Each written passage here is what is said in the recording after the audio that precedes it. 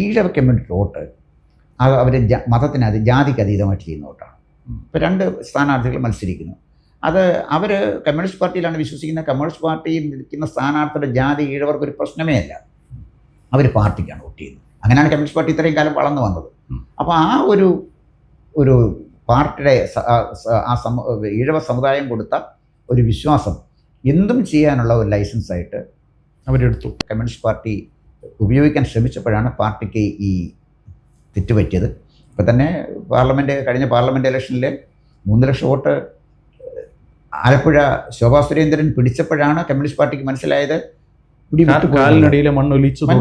Communist party ഇന്ന് വലിയ ഒരു സംഘർഷത്തിലാണ്.